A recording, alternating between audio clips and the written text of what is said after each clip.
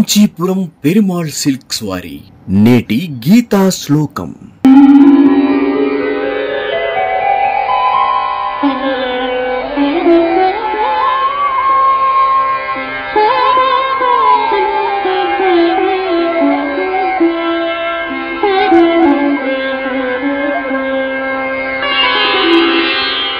పార్థాయ ప్రతిబోధితాం భగవతా నారాయణేన స్వయం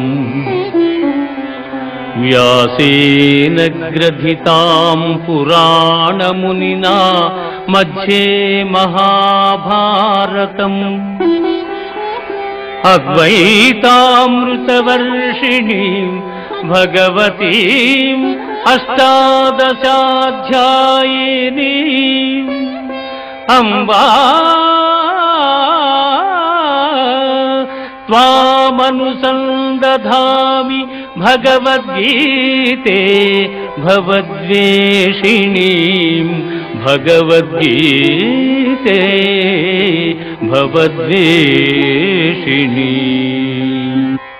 భగవద్గీత మహాభారతము యొక్క సమగ్ర సారాంశము. భక్తుడైన అర్జునునకు అనర్చిన ఉపదేశమే గీతా సారాంశము. భారత యుద్ధము జరగరాదని సర్వవిధములా భగవానుడు ప్రయత్నించెను. కాని ఆ మహానుభావుని ప్రయత్నములు వ్యర్థములాయను. అటు పిమ్మట శ్రీకృష్ణుడు పార్థునకు సారథి అయి నిలిచెను.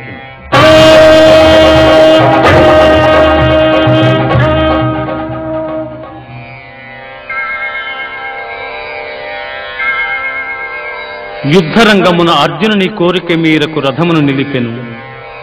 అర్జునుడు ఉభయ సైన్యములలో గల తండ్రులను, గురువులను, మేనమామలను, సోదరులను, మనుమలను, మిత్రులను చూచి హృదయము ద్రవించి